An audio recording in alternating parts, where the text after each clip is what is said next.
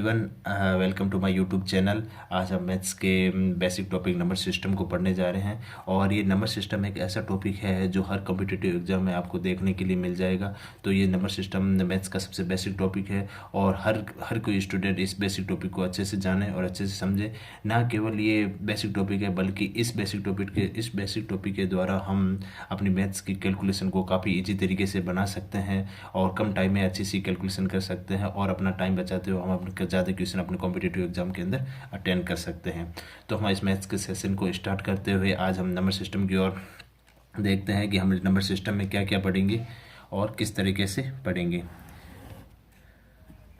Number system के लिए से नंबर सिस्टम में हम सबसे पहले देखेंगे कि कौन कौन से नंबर होते हैं और कौन कौन से नंबर कहाँ से स्टार्ट होते हैं, इस तरीके से पढ़ेंगे।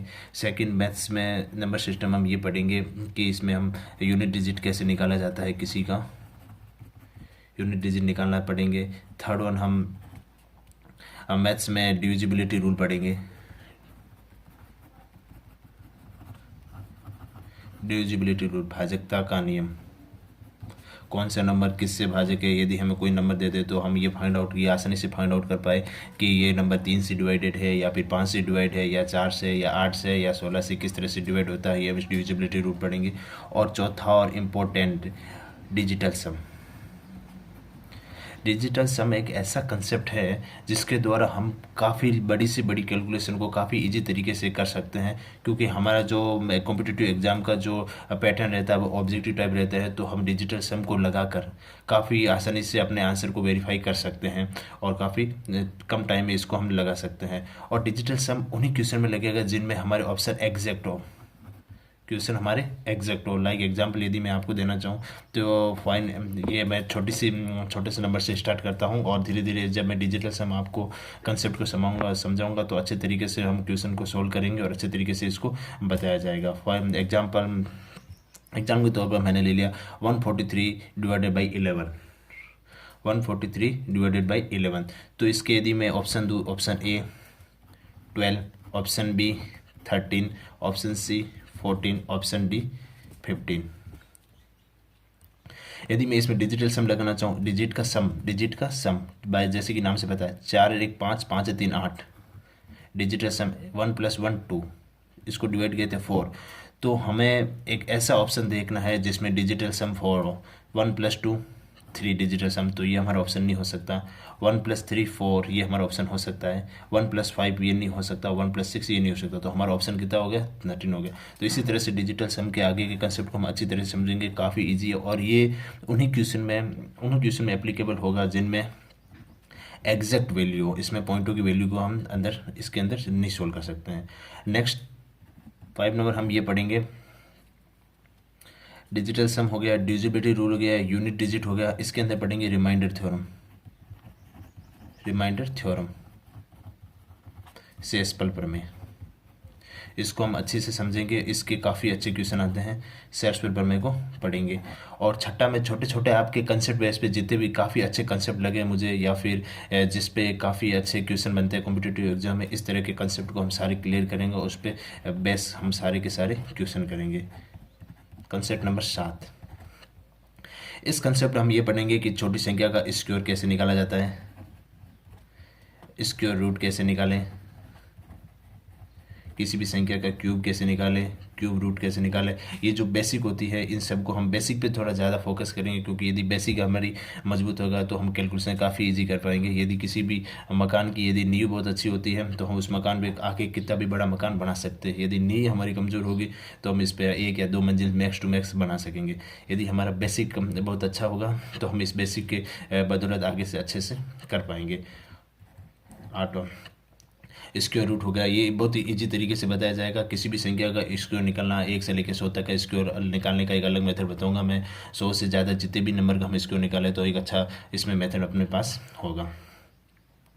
साथ में देखो हम क्या क्या पढ़ेंगे, इसमें कौन नंबर क्या क्या होते हैं, कौन कौन से नंबर है, कहाँ से कौन सा स्टार्ट होता है, वो सब पढ़ लेंगे। यूनिट डिजिट के बारे में पढ़ लेंगे। यूनिट डिजिट भी एक ऐसा मेथड है जिसके हम अपना कैलकुलेशन काफ़ी ईजी तरीके से कर सकते हैं। डिविजिबिलिटी रूल, यदि कोई नंबर किस नंबर से डिवाइड है और कोई हमें एग्जाम जैसे कि हमें कोई कैलकुलेशन दे दो, हमें ये फाइंड आउट करना पड़े कि यार ये किस नंबर से डिवाइड है, तो हम उस डिविजिबिलिटी रूल के द्वारा ये कर सकते हैं। डिजिटल सम में मैंने आपको ये पूरा एग्जैक्ट तरीके से बताया है। रिमाइंडर थ्योरम, रिमाइंडर थ्योरम सबसे इंपॉर्टेंट थ्योरम है, इसके द्वारा भी हम इस पर भी काफ़ी अच्छे क्वेश्चन बनते हैं, कंसेप्ट अच्छे अच्छे बनते हैं। स्क्वायर रूट निकालना, क्यूब और क्यूब रूट निकालना। और नेक्स्ट इसमें यदि ये सारे टॉपिक है, हम इसको धीरे धीरे बेसिक लेवल से करते हुए हाई लेवल की ओर बढ़ेंगे। इसका मतलब हम ग्रुप डी से लेके एसएससी बैंकिंग तक के सारे क्वेश्चन इसके अंदर हम सोल्व कर पाएंगे। और नेक्स्ट यदि आठवां टॉपिक यदि बात करें तो टोटल नंबर ऑफ फैक्टर निकालना, टोटल नंबर ऑफ फैक्टर मानी गुणनखंडों की संख्या निकालना, गुणनखंडों की संख्या निकालना। इस तरह के हम इसको आसानी से वो करेंगे। इस गुणनखंड में हम कौन कौन से पढ़ेंगे, अभाज्य गुणनखंडों की संख्या निकालना, अभाज्य गुणनखंडों की संख्या। सेकंड इसमें पढ़ेंगे सम गुणनखंड, विषम गुणनखंड। इस तरीके से हम इसको करेंगे। और नेक्स्ट 9 नंबर में हम क्या पढ़ेंगे कि नंबर ऑफ जीरोज़ निकालना, नंबर ऑफ जीरोज़ निकालना, नंबर ऑफ जीरोज़ निकालना। इस तरीके से हम इसको करेंगे। इस नंबर ऑफ जीरो में काफ़ी अच्छे क्वेश्चन बनते हैं। मान लें कि फैक्टोरियल 1 to 5 में हमारे पास कितने नंबर ऑफ जीरो होंगे, तो इस तरीके से हम काफ़ी अच्छे अच्छे जो मतलब पिछले साल मतलब जो उसमें क्वेश्चन आ रखे हैं, इस उन सभी को सोल्व करेंगे और साथ में अपने नए कंसेप्ट इसके अंदर बताए जाएंगे। और मतलब जिनका रूट हम आसानी से नहीं निकाल सकते, फॉर एग्जांपल यदि हम 4 का यदि रूट हमें रूट निकालने को बोल दे तो इसका तो हम इजी से निकाल सकते हैं कि 2 होता है। और 9 का यदि निकालने को बोल दे तो हम इजी से इसका 3 निकाल सकते हैं। बट यदि हमें 7 का निकालने को बोले तो हम इसको इजीली नहीं निकाल सकते। तो इसको इन तरह के जिनका एग्जैक्ट रूट निकलता है, एग्जैक्ट रूट जिनका नहीं निकलता है, इस तरह के क्वेश्चनों को भी हम आसानी से निकाल पाएंगे। तो हम नंबर सिस्टम को सबसे पहले स्टार्ट करते हुए नंबर सिस्टम में हम सबसे पहले ये पढ़ेंगे कि नंबर कौन कौन से होते हैं, किस तरह के कौन से नंबर होते हैं, कौन से नंबर कहाँ से स्टार्ट होते हैं। तो इसको हम स्टार्ट करते हैं आज अपना बेसिक टॉपिक। इस तरह को हम सारे के सारे टॉपिक को टॉपिक वाइज हम पढ़ेंगे और बहुत ही अच्छे तरीके से पढ़ेंगे, सब तरह के क्वेश्चन पढ़ेंगे। और हमें इस तरह के यदि सब पढ़ लिया तो मैं गारंटी से कहता हूँ आपके एसएससी तक के सारे क्वेश्चन कंसेप्ट क्लियर हो जाएंगे। आप किसी भी एग्जाम में आसानी से इसको कंप्लीट कर सकते हैं। तो फिर हम आज का सेशन स्टार्ट करते हुए नंबर सिस्टम में नंबर के बारे में पढ़ते हैं। नंबर के बारे में पढ़ते हैं। फर्स्ट वन हम पढ़ते हैं। नंबर सिस्टम में बताने से पहले मैं आपको एक कॉम्प्लेक्स नंबर के बारे में बताऊंगा। ये बेसिकली ये अपने सिलेबस में तो नहीं है, पर मैं चाहता हूं कि आपको जो भी चीज़ें बताऊं मैं आपको बेसिक से बताऊं और ये जो चीज़ें कहाँ से आई वो आपको जनरली मैं बताऊँ, ताकि आप कभी फ्यूचर में आगे भूल ना पाए इस चीज़ों को। कॉम्प्लेक्स नंबर ये अपने कॉम्पिटिटिव एग्जाम में नहीं है, बस आप नाम याद रखो कॉम्प्लेक्स नंबर। कॉम्प्लेक्स नंबर सम्मिश्र संख्या, सम्मिश्र संख्या। यदि मैं आपको ये एक एग्जाम्पल के द्वारा इसको समझाना चाहूँगा, यदि मैं आपकी 3 कोसेंट्रिक सर्किल आपके सामने ड्रॉ करता हूँ। कोसेंट्रिक सर्किल ऐसे वो सर्किल होते हैं जिनके मतलब मैं आपको नंबर सिस्टम के साथ साथ मैं जो जो मेरे अच्छा लगेगा, जिन जिन मामले में मुझे जो एग्जाम्पल देगा अच्छा लगेगा, उन सब के बारे में आपको मैं अच्छे से समझाऊँगा और उससे रिलेटेड आपको मैं टर्म भी बताते रहूँगा। कोसेंट्रिक सर्किल, कोसेंट्रिक सर्किल वो होते हैं, सकेंद्री वृत्त बोलते हैं जिन्हें हिंदी में। हाँ ये मुझे पता है कि ये आउट ऑफ सिलेबस है, पर ये मैं चाहता हूँ कि जिस वक्त मैं आपको सर्किल पढ़ाऊँ तो उस वक्त मैं आपको, ताकि ये धीरे धीरे आपके ये याद भी हो जाए क्या होता है कोसेंट्रिक सर्किल। हाँ उस समय इसे बताया था। तो मैं कोसेंट्रिक सर्किल वे होते हैं ऐसे सर्किल जिनके सेंटर सेम होते हैं। इन्हें कोसेंट्रिक मतलब सबकी रेडियस अलग अलग है। यदि इसकी R1 मान लूँ, इसकी रेडियस R2 मान लूँ, इसकी रेडियस R3 मान लूँ, सबके अलग अलग है। तो हमारा ये चीज़ तो समझने का भी नहीं था, इसको बाद में समझेंगे। हाँ मैं अभी कॉम्प्लेक्स नंबर के इसको एग्जाम्पल के द्वारा समझाता हूँ। तो ये मैं यदि मैं इस छोटू सर्कल की बात करूँ, छोटू सर्कल यदि ये मैं बोलूँ, यदि मैं आपको ये बोलूँ ये छोटू सर्कल इस बड़े वाले सर्कल के अंदर है, हाँ आप बोलेंगे हाँ इसके अंदर है। और ये वाला सर्कल इस बड़े मोटू सर्कल के अंदर है, हाँ ये है। तो मैं क्या ये नहीं कह सकता कि ये छोटू और ये वाला सर्कल इस बड़े वाले संख्या सर्कल के अंदर है? हाँ बिल्कुल कह सकता हूँ। उसी तरह से मैं ये कहता हूँ कि हमने आज तक जितने भी नंबर पढ़े हैं, चाहे वो पूर्णांक हो, चाहे वो रियल नंबर हो। रियल नंबर में डेसिमल नंबर आ जाते हैं, डेसिमल के अंदर रेशनल परिमेय संख्या, अपरिमेय संख्या आ जाती है।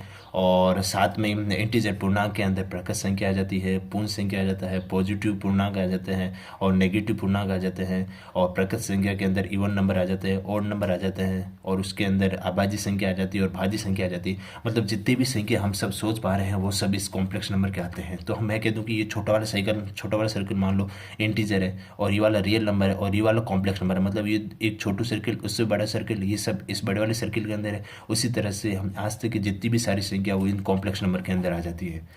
कॉम्प्लेक्स नंबर को हम बेसिकली जेड से डिनोट करते हैं। इसका जो पैटर्न होता है वो इस तरह से होता है, ए प्लस आयोटा बी, ए प्लस आयोटा बी, जिसमें ए होता है इस कॉम्प्लेक्स नंबर का रियल पार्ट होता है, मतलब वास्तविक भाग होता है।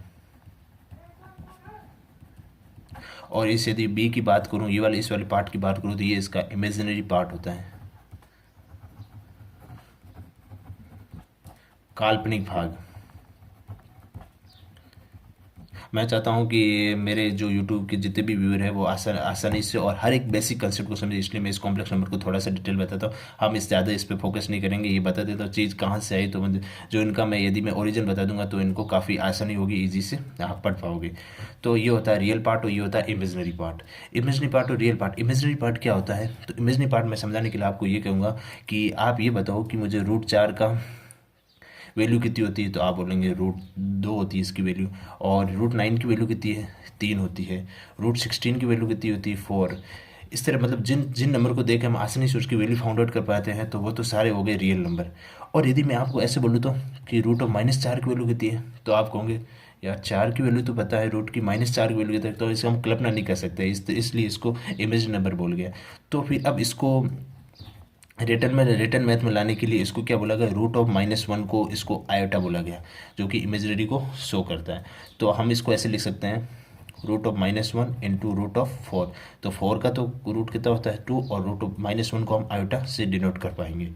तो इस तरह से जितने भी जो नंबर होंगे वो कॉम्प्लेक्स नंबर होंगे। तो इसको इस कॉम्प्लेक्स नंबर है, ये हमारा कॉम्प्लेक्स नंबर यहाँ तक ही है। मतलब यहाँ तक भी नहीं है एक्चुअली, मैं बस आयोटा वगैरह ये समझाना था आपको ये क्या होता है बेसिकली। और अब जैसे जैसे हम आगे, मतलब ये हमारे कॉम्पिटिटिव एग्जाम में अभी तक इसको ऐड नहीं किया गया है और ना ही आगे ऐड करें, क्योंकि ये काफ़ी डिफिकल्ट टॉपिक बन जाता है आगे जाके इसके काफ़ी मॉड्यूलेस निकालना हो, एंगल निकालना हो, काफ़ी इसके और काफ़ी अच्छे अच्छे कंसेप्ट इसके अंदर है। तो हम इसको यहीं तक करेंगे। अब हम इसके रियल पार्ट को डिस्कस करेंगे। रियल पार्ट, रियल पार्ट में वो सारी संख्या आ सकती है जो आप सोच सकते हैं। सोचने में तो आप ये भी सोच सकते हो √-4, पर ये इसका इमेजरी पार्ट है, तो मतलब इसकी एग्जैक्ट इसकी वैल्यू नहीं होती है, तो इसको √-1 को आयोटा बोल दिया गया। तो फिर ये इसको 2 आयोटा इस तरह से हो गया। तो मतलब ये काल्पनिक है, इसलिए इसको काल्पनिक पार्ट बोल गया। आगे जाके आयोटा स्क्वायर की वैल्यू बोले तो -1 होता है, आयोटा क्यूब की माइनस आयोटा होता है, आयोटा 4 बराबर 1 होता है। अब हम रियल पार्ट के बारे में बात करते हैं। रियल पार्ट हो गया, रियल पार्ट में कितनी हो गई? वास्तविक संख्या हो गई। रियल पार्ट में कौन सी संख्या होगी? वो सारी संख्या आएगी जो हम आसानी से बता पाते हैं। वास्तविक संख्या को भी आगे दो पार्टों में डिवाइड कर रखा है। First one is decimal number. जितने भी दशमलव की नंबर है,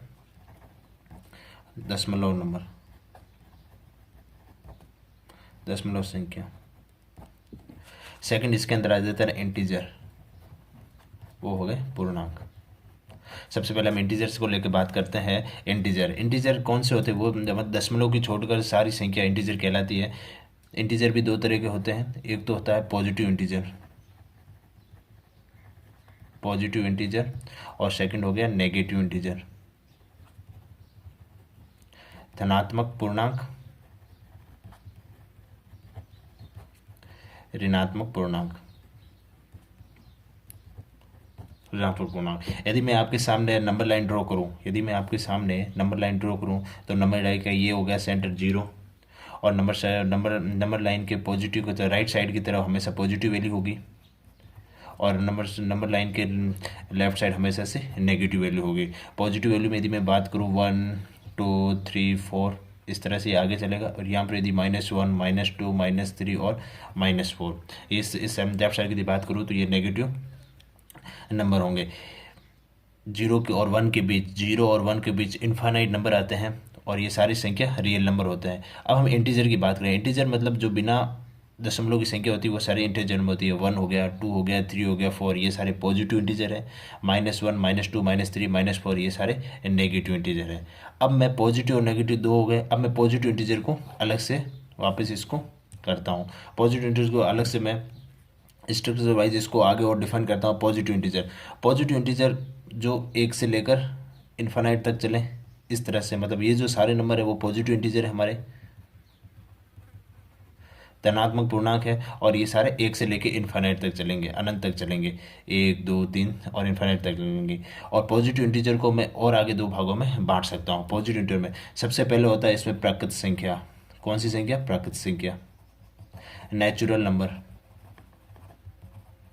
और second one is whole number, पूर्ण संख्या।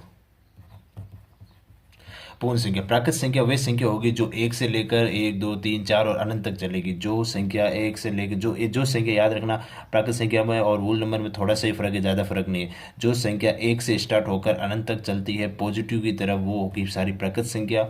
और पूर्ण संख्या, पूर्ण संख्या वही संख्या होती है जब यदि प्राकृत संख्या में यदि हम जीरो को ऐड कर दें और वो पॉजिटिव अनंत तक चले, वो सारी संख्या पूर्ण संख्या होगी। एक दो इसमें पॉइंटों की संख्या नहीं है, पूर्णांक है तो पॉइंटों की संख्या इसके अंदर नहीं आएगी। तो ये जीरो, वन, टू, थ्री और इस तरह से इन्फिनिट तक चलेंगे। तो यदि हम पूर्ण संख्या की यदि डेफिनेशन बोले तो हम ये कह सकते हैं कि यदि प्राकृत संख्या में जीरो को ऐड कर दिया जाए, यदि प्राकृत संख्या में जीरो को ऐड कर दिया जाए तो ये पूर्ण संख्या बन जाएगी। या फिर हम ये कह सकते हैं यदि एक से लेकर इन्फिनिट तक की संख्याओं के यदि के साथ यदि जीरो को ऐड कर दे तो फिर ये पूर्ण संख्या बन गई। प्राकृत संख्या को भी हम आगे दो भागों में कैटेगराइज करेंगे। तो सबसे पहले होगी सम संख्या, इवन नंबर, और सेकंड वन हो गई ऑड नंबर, विषम संख्या। इवन ऑड के बारे में तो आप जानते होंगे, दिल्ली में काफ़ी केजरीवाल ने बनाया है, एक दिन इवन नंबर की गाड़ियाँ चलेगी, एक नंबर ऑड नंबर की गाड़ियाँ चलेगी। इवन नंबर, सम संख्या और विषम संख्या। हाँ, सम संख्या विषम संख्या में एक्चुअली में जनरली तो सबको पता है कि जो संख्या दो से डिवाइड होती है उसे सम संख्या बोलते हैं, और विषम संख्या जो है ना दो से डिवाइड नहीं हो सकती। या फिर हम यही कह सकते हैं कि जिन संख्याओं में दो का भाग जाता है वो सारी संख्या सम संख्या हो गई, जिनमें दो का भाग नहीं जाता है तो विषम संख्या हो गई। तो सम संख्या कहाँ से स्टार्ट होती है? सम संख्या कहाँ से स्टार्ट होती है? दो, चार, छः, आठ। और विषम संख्या कहाँ से होती है? एक, तीन, पाँच, सात, ही। तो मैं ये आपको ये बता दूँ कि तो फिर ये सम संख्या जो दो से, चार से, छः से, आठ से होता है, और विषम संख्या एक, तीन, पाँच, सात, मतलब जिसमें दो का भाग जाता है वो सम संख्या, और जिसमें दो का भाग नहीं जाता है वो विषम संख्या। तो आप मुझे ये बताइए कि जीरो सम है या विषम है? फिर आपके सामने ये क्वेश्चन उठता है कि जीरो सम है या विषम है, तो फिर आप कंफ्यूज हो जाओगे कि सम है या विषम। तो फिर जीरो एक सम संख्या है। जीरो सम क्यों है? क्योंकि जीरो में दो का भाग जाता है। तो फिर आप कहेंगे दो का क्यों? जीरो में तो सारी संख्या का भाग जाता है। हाँ, बिल्कुल जाता है, जीरो में सारी संख्याओं का भाग जाता है। पर हमारी सम संख्या की डेफिनेशन ये है, जो संख्या दो से डिवाइड होती है वही सम संख्या। और जीरो दो से डिवाइड हो रहा है, तीन, चार, पाँच, छः, एक, दो से होने दो, हमें कोई फर्क नहीं पड़ता है। दो से हो रहा है, हाँ दो से हो रहा है, तो फिर ये जीरो एक सम संख्या है। उसी तरह से यदि मैं प्राकृत संख्या को एक तरह से कैटेगराइज तो मैंने सम और विषम संख्या में कर दिया, और दूसरी तरह से मैं प्राकृत संख्या को कैटेगराइज करता हूँ भाज्य और अभाज्य संख्या में। प्राइम नंबर, अभाज्य संख्या और कंपोजिटर नंबर, कंपोजिट नंबर, भाज्य संख्या। हाँ, जनरली ये इसमें बच्चे कंफ्यूज होते हैं अभाज्य संख्या और भाज्य संख्या के अंदर। अभाज्य संख्या को देखते ही फाइंड आउट कर ले कि ये संख्या भाज्य है, अभाज्य संख्या है, तो इसकी मैं आपको अच्छी सी एक मेथड बताऊंगा जिसके थ्रू आप ये बता पाओगे कि हाँ ये भाज्य संख्या है या फिर अभाज्य संख्या है। तो अभाज्य संख्या की डेफिनेशन ये है कि जिन संख्याओं के दो से कम गुणनखंड होते हैं, मतलब जिन संख्याओं के दो या दो से कम गुणनखंड होते हैं, दो या दो से कम गुणनखंड, या फिर आप ये कह सकते हैं जिन संख्याओं के दो गुणनखंड होते हैं उन्हें आप अभाज्य संख्या बोलेंगे। The number which have only two factors that is known as prime number. And यदि कंपोजिट नंबर की बात करूँ तो इसमें दो से ज़्यादा फैक्टर होते हैं, दो से ज़्यादा फैक्टर होते हैं, बोले तो गुणनखंड होते हैं, दो से ज़्यादा फैक्टर। जिन नंबर के दो से ज़्यादा नंबर फैक्टर होते हैं उसे हम कंपोजिट नंबर बोलेंगे, और जिन्हें दो से कम होंगे उन्हें आभाज्य संख्या बोलेंगे। फॉर एग्जाम्पल यदि मैं गुणनखंड गुणनखंड वे होते हैं यदि किसी संख्या को डिवाइड कर दिया जाए, या फिर गुणनखंड वे होते हैं जिन जिन संख्याओं का उस संख्या में भाग जाते हैं उसे गुणनखंड बोलते हैं। यदि मैं 6 की बात करूं तो 6 के गुणनखंड क्या क्या होंगे? 6 में 1 का भाग जाता है, बिल्कुल जाता है, तो इसका एक गुणनखंड है। 6 में 2 का भाग जाता है, बिल्कुल जाता है, ये इसका गुणनखंड है। 6 में 3 का भाग जाता है, बिल्कुल जाता है, ये इसका गुणनखंड है। और 6 में 6 का भाग जाता है, तो ये हो गई। तो हम कह सकते हैं कि 6 के टोटल गुणनखंड कितने हो गए? 1 2 3 4। तो मतलब टोटल गुणनखंड कितने हो गए? 4 गुणनखंड हो गए। उसी तरह से यदि मैं आपके सामने ये कहता हूँ कि दो एक भाज्य संख्या है, अभाज्य संख्या, तो फिर दो को देखते हुए आप तो भाज्य संख्या और अभाज्य संख्या की आपने तो परिभाषा लगभग यही पढ़ी होगी कि मतलब जो संख्या दो से डिवाइड हो जाती है वो भाज्य होगी, अदरवाइज जो संख्या दो से डिवाइड होगी भाज्य, अदरवाइज ये अभाज्य संख्या होगी। ऐसा बिल्कुल नहीं है। तो देखिए ऐसा होता तो दो एक भाज्य संख्या होती। तो ये देखिए दो के गुणनखंड कितने हैं? दो के गुणनखंड एक दो से डिवाइड है और एक एक से डिवाइड है। तो ये जिन मैंने अभाज्य संख्या की परिभाषा ये बताई कि जिन संख्याओं के दो गुणनखंड होते हैं, जिन संख्याओं के दो गुणनखंड होते हैं वो एक अभाज्य संख्या दो हो गई। यदि अब मैं एज इट इज यदि मैं बात करता हूँ 4 की, तो 4 में कितने गुणनखंड है? 4 के देखो एक गुणनखंड 4 एक हो गया, एक दो हो गया और एक 4 हो गया, मतलब दो से ज़्यादा हो गई, तो ये एक भाज्य संख्या हो गई। और अभाज्य संख्या दो और एक। यदि मैं 3 की बात करूँ तो 3 में कितने गुणनखंड? एक तो सबकी सभी का होता है गुणनखंड, और एक ये 3 खुद से डिवाइड है। तो इस तरह से 3 भी एक अभाज्य संख्या हो गई। तो मैं अब पहले मैं आपको डेसिमल नंबर बता देता हूँ, उसके बाद कोई भी नंबर भाज्य है अभाज्य है उसको कैसे फाइंड आउट करें वो हम अभी बताते हैं। डेसिमल दशमलव संख्या, दशमलव संख्या काफ़ी इंपॉर्टेंट नंबर है ये। इन्हीं दशमलव संख्याओं को काफ़ी इंपॉर्टेंट नंबर है, इसको हम दो और कैटेगराइज में करते हैं। तो फर्स्ट नंबर होता है रेशनल नंबर, रेशनल नंबर, और होता है एक होता है इरेशनल नंबर, परिमेय संख्या। जनरली हमने छोटी क्लासों में पढ़ा है कि परिमेय संख्या क्या होती है, अपरिमेय संख्या क्या होती है। आज मैं आपको परिमेय संख्या का एक और कंसेप्ट बताऊंगा जिसको यदि आपको पता है तो बहुत अच्छी बात है, यदि नहीं पता है तो आप इससे आज सीख जाओगे। अपरिमेय संख्या।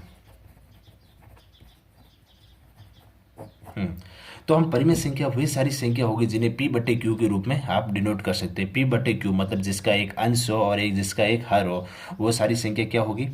परिमेय संख्या होगी। मतलब कोई भी संख्या है जिसे पी बटे क्यू के रूप में आप डिनोट कर पाओगे तो वो एक परिमेय संख्या होगी। बट ध्यान रखना कि क्यू हमारे जीरो नहीं होना चाहिए, Q is not equal to zero. यदि क्यू जीरो हो जाएगा तो ये इन्फाइनाइट बन जाएगा। आप हमेशा याद रखना कि किसी भी संख्या को यदि जीरो से डिवाइड करें तो ये इन्फाइनाइट का रूप ले लेता है। और अपरिमेय संख्या क्या होता है? जिसे आप पी बटे क्यू के रूप में नहीं लिख सकते हो, पी बटे क्यू के रूप में नहीं लिख सकते। ये वाली चीज़ तो सभी को पता है कि हाँ भाई पी बटे क्यू के रूप में जल्दी लिख सकते हैं उसे परिमेय संख्या कहते हैं, और जिन्हें पी बटे क्यू के रूप में नहीं लिख सकते उसे अपरिमेय संख्या कहते हैं। आज मैं आपको एक नया कंसेप्ट और बताता हूँ।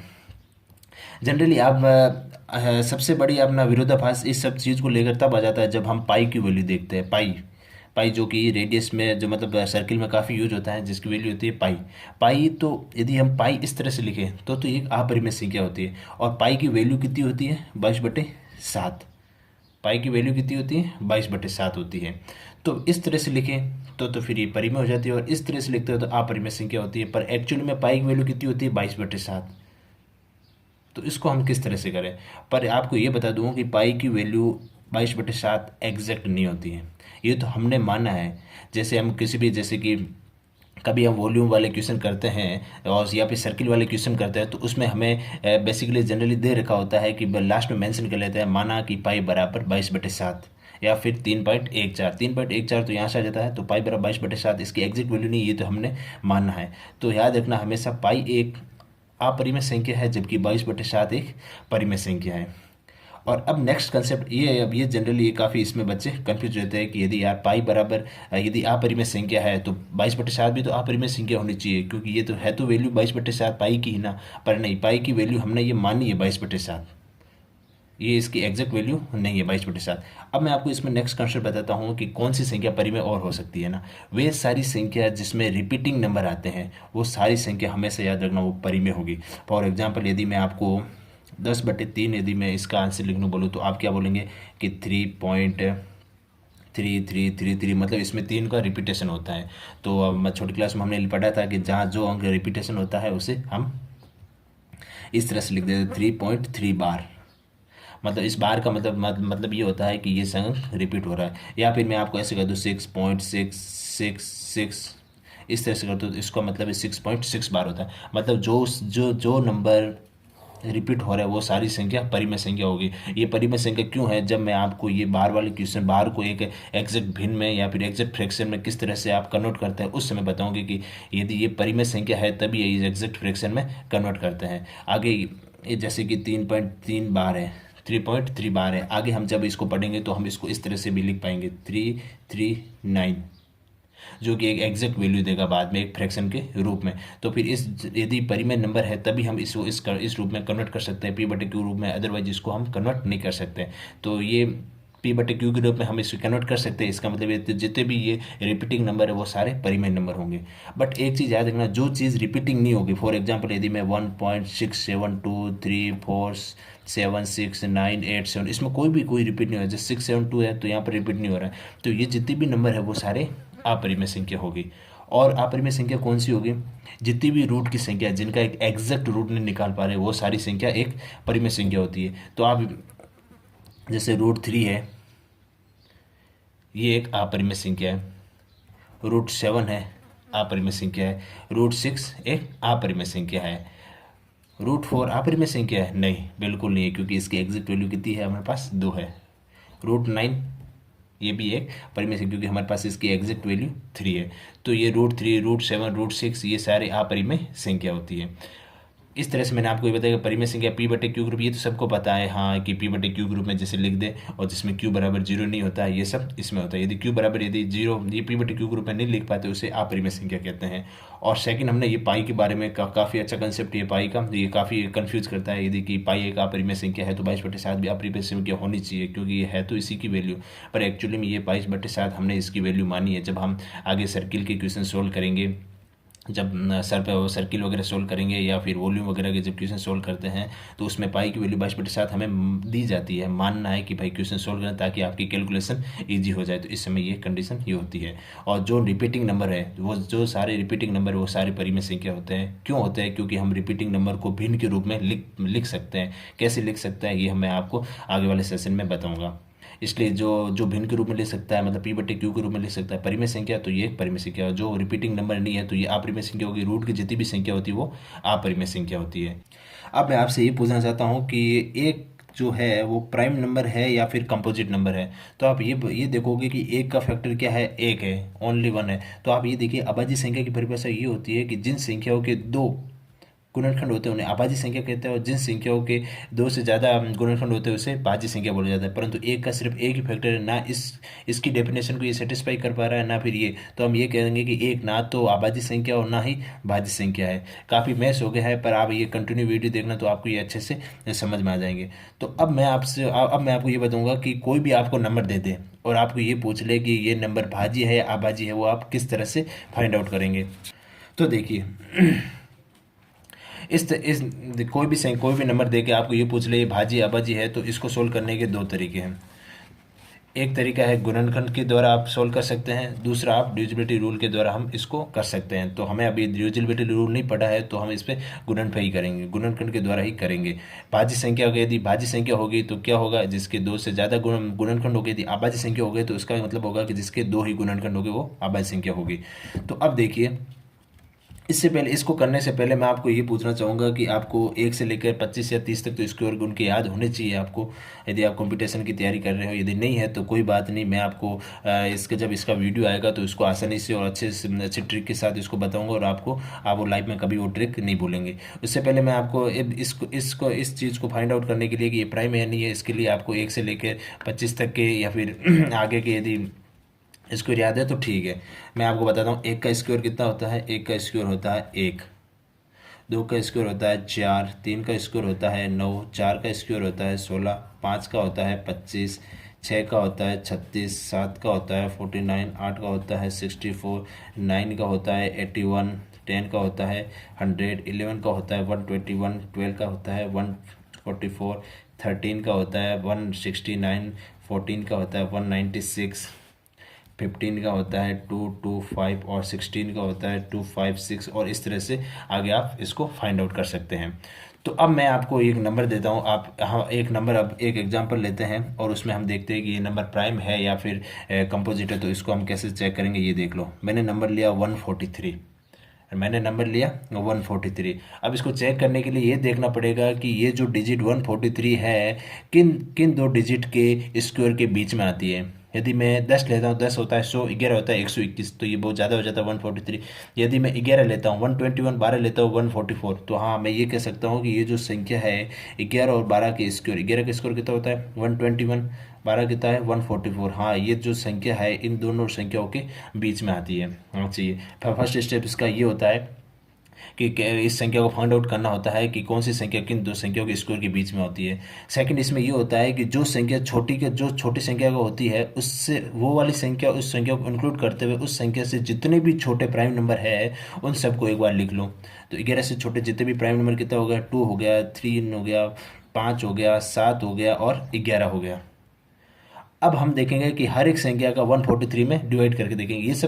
ये सब लेंदी इसलिए हो रहा है क्योंकि मैं आपको ये मेथड वाइज बता रहा हूँ। हमें ये सब कुछ नहीं करना है, ये सब हमें मन में ही करना है। भाई देख लो कि 11 है, 11 से छोटे कितने, 2 3 5 7 11, 2 से तो भाग जाएगा ही नहीं, इसको तो आप पहले से कर देना चाहिए। 2 से भाग क्यों नहीं जाएगा, क्योंकि यहाँ पर सम संख्या नहीं है। और 3 से भाग जाने के लिए डिविजिबिलिटी रूल में आगे बढ़ता हूँ। उसमें क्या होता है कि यदि इन अंकों का योग यदि 3 से डिवाइड होता है तो 3 का भाग जाएगा। 5 से डिवाइड होने के लिए भी आपको पता होना चाहिए, पीछे 5 होना चाहिए या फिर 0 होना चाहिए। 7 का भी डिविजिबिलिटी रूल बताऊंगा मैं, और 11 का डिविजिबिलिटी रूल भी बताऊंगा। तो 11 का डिविजिबिलिटी रूल मैं अभी थोड़ा हिंट देके आपको बताता हूँ। 143 11 का डिविजिबिलिटी रूल में ये होता है कि जो इवन नंबर पे जो डिजिट आ रहे हैं और जो ऑड नंबर पे जो डिजिट आ रहे हैं, इन जो अंकों का योग यदि या 0 आ जाए या फिर 11 का मल्टीप्लाई आ जाता है तो फिर 11 से डिवाइड होता है। मतलब ये 1 पे आ गया 1 और थर्ड पे आ गया 3। इसमें जो ऑड नंबर और इवन नंबर पे जो आते हैं उनका सम या तो 0 हो या फिर 11 का मल्टीप्लाई है, तो फिर हम ये 11 बोलेंगे। 11 का डिविजिबिलिटी रूल होता है। डिविजिबिलिटी देखो यहाँ पर 1 और 3 4, 4 माइनस 4 0, मतलब ये 0 आ गया। तो जो इवन और ऑड नंबर के जो डिजिट है उन सम का योग कितना 0 हो गया, तो इसका मतलब 11 से डिविजिबल होगा। अब देख लिए 11 से डिविजिबल मतलब 1 11 से, और 11 से कितनी बार हो गए 33, तो ये हो गया 13 बार। तो अब देख लीजिए, अब एक तो ये चीज़ हो गई, 1 11 और 13 हो गए। अब देखिए कि जिन संख्याओं को मैंने आपको प्राइम और कंपोजिट नंबर की परिभाषा ये बताई कि प्राइम नंबर वो होते हैं जिनके 2 से ज़्यादा फैक्टर होता है। इसमें 1 11 13 3 हो गए, तो मतलब ये नंबर प्राइम नंबर होगा। वैसे एक्चुअली में ये आपको बेसिकली आपको याद भी रखना, 143 बराबर कितना होता है 11 इंटू 13 होता है। अब मैं दूसरा एग्जाम्पल लेता हूँ 247। 247 में भी कितना है, 247 किन दो अंकों के स्क्वायर के बीच में आता है, इसकी जो वैल्यू है ये देख लो आप। 14 का नहीं होता, 15, 15 और 16, 15 का होता है 225 और ये हो गया 256। तो देखो 15 से जितने छोटे प्राइम नंबर है उन सब में से यदि किसी भी प्राइम नंबर का यदि इस 247 में डिवाइड हो गया तो फिर ये भाज्य संख्या हो जाएगी, अदरवाइज ये अभाज्य संख्या हो जाएगी। देख ली 15 से छोटी कितनी होगी, 2 हो गई, 3 हो गई, 5 हो गई, 7 हो गई, 11 हो गई और 13 हो गई। अब देखो 2 का इसमें भाग नहीं जाएगा, 3 का नहीं जाएगा, 2 का क्यों नहीं जाएगा, क्योंकि यहाँ पे सम संख्या नहीं है। 3 का डिविजिबिलिटी रूल मैं आपको आगे बताऊंगा कि जिनके अंकों का योग यदि 3 से डिवाइड हो जाता है, मतलब 2 और 2 6, 6 और 7 6 13, जो कि इससे डिवाइड नहीं है। 5 के होने के लिए 5 और 0 होने चाहिए, 7 11, 11 के होने के लिए देखो मैंने अभी बताया था आपको कि ऑड और जो इवन नंबर पे आने चाहिए जो अंक उनका योग या तो इनका अंतर या तो 0 हो या फिर 11 का मल्टीपल। 2 और 7 9, 9 में से 4 गया 5, तो फिर ये 0 नहीं है और 11 का मल्टीपल नहीं है। तो 13, 13 से 100% डिवाइड होगा या नहीं होगा, ये देख लिए। एक तो सभी का होता है प्राइम 13, 13 का तो हो गया, और ये हो गया 13 और ये 9। तो इसके लिए 2 से ज़्यादा इसके गुणनखंड हो गए, 2 से ज़्यादा गुणनखंड होने के लिए ये अपने कितना नंबर है, प्राइम नंबर है। ये चीज़ भी आपको याद होना चाहिए कि 247 किन दो संख्याओं के मल्टीप्लाई होते हैं, 19 और 13, ये काफ़ी डिफिकल्ट होते हैं। अब मैं फर्स्ट बात करता हूँ 1 से लेके 25 तक। 1 से लेके 25 तक जितने भी नंबर है उसमें टोटल प्राइम नंबर कितने हैं, याद रखो हमेशा 9 होता है। इन सभी प्राइम नंबर का सम कितना है 100। 1 2 का मैं बता देता हूँ, बाकी आप खुद फाइंड आउट करना है। मैंने आपको ये मेथड बता दिया है कि किस तरह से हम इसको फाइंड आउट कर सकते हैं कि कौन सा प्राइम नंबर है या फिर कंपोजिट नंबर है। तो देखिए 1 से 9 तक कौन कौन से हैं। सबसे पहले 2 हो गया, 3 हो गया, 5 हो गया, 7 हो गया, 11 हो गया, 13 हो गया, 17 हो गया, 19 हो गया, 23 हो गया। 3 3 6 3 9, ये हो गया टोटल 9, और ये 100। इन सबको आप ऐड करोगे तो 100 आएगा। फर्स्ट सेकंड ये है कि 1 से 25 तक होगा। तो अब मैं बताता हूँ 1 से लेकर 50 तक टोटल प्राइम नंबर कितने होते हैं। 1 से टोटल प्राइम नंबर होता है 15, और इन सभी 15 का जो सम होता है वो होता है 3 to 8। कौन कौन से होते हैं वो आपको मैं बता देता हूँ। देखो 9 तो ये रहे 1 से 25 तक, और 25 से 50 तक बता देता हूँ। 23 हो गया, 23 के बाद कितना होता है 29, 31, 37, 41, 3 और 47, ये सारे हो गए अपने पास। ये 6 और हो गए, ये 9 हो गए। अब मैं इसमें 6 ऐड करूँगा तो 15, मतलब 1 से लेके 25 तक 9 और 25 से लेके 50 तक 6 और ऐड हुए तो टोटल हो गए 15 हो गए। और इन सब का कितना सम कितना हो 3 to 8। थर्ड आता है 1 से लेकर 75 तक 1 to 75, इसमें टोटल होते हैं प्राइम नंबर 21 और इन सब का सम होता है 712। आप इन सबको फाइंड आउट करना। मैंने आपको मेथड बता दिया किस तरह को कोई नंबर प्राइम नंबर है या नहीं, आपको किस तरह से चेक करना है। तो ये हो गया 1 to 100, टोटल होता है 25 और इनका सम होता है 106। काफ़ी इंपॉर्टेंट है ये सम, इनको याद रखना। तो इसमें ये कह सकता हूँ, यहाँ से देखो कि 1 से 25 तक 9 है और 1 से 50 तक कितने 15 है, तो फिर 25 से 50 तक कितने हो गए 6। 1 से लेके 50 तक 15, 1 से लेके 75 तक 21, तो फिर 51 से लेके 75 तक यहाँ पर कितने ऐड हो गए 6 और ऐड हो गए। उसी तरह से यहाँ पर 4 और ऐड हो गए। तो आप ये सब सम वगैरह ये याद रखना। और कुछ आपको मैं चीज़ें कुछ फैक्टर और बताता हूँ, इस कंसेप्ट और बताता हूँ जो चीज़ आपको याद रखनी चाहिए। तो 2 एक ऐसी छोटी आबादी संख्या है जो सम संख्या भी है, याद रखना। 2 एक छोटी, सबसे छोटी सम आबादी संख्या, याद रखना सम आबादी संख्या है। और ये एक सबसे छोटी सम आबादी संख्या है और सबसे छोटी एक अंकों की आबादी संख्या है। और यदि मैं पूछूं कि सबसे छोटी 2 अंकों की आबादी संख्या क्या है, वो कितनी होगी 11। 2 अंकों की छोटी आबादी संख्या। उसी तरह से 3 अंकों की छोटी आबादी संख्या कितनी हो जाएगी 101। उसी तरह से 4 अंकों की हो जाएगी, ये याद रखना हमेशा 10। ये 4 अंकों की सबसे छोटी संख्या कितनी होगी 1009 हो गया। तो हम इस वीडियो लेक्चर को यहीं समाप्त करते हैं और आगे हम देखेंगे कि 1 से लेकर n तक के प्रकृत संख्याओं का सम कितना होता है, 1 से लेकर n तक के जो संख्या है उनके स्क्वायर का सम कितना होता है, 1 से n तक के क्यूब का सम कितना होता है, और 1 से लेकर n तक जितनी भी संख्या उसके सम संख्याओं का एडिशन और विषम संख्याओं का एडिशन। और कल हम डिजिटल सम भी हम स्टार्ट करेंगे। आई होप आपको ये वीडियो लेक्चर काफ़ी पसंद आया होगा और अभी चैनल को सब्सक्राइब करिए और लाइक करिए और बेल आइकन को आप ज़रूर दबा दिए। Thank you very much.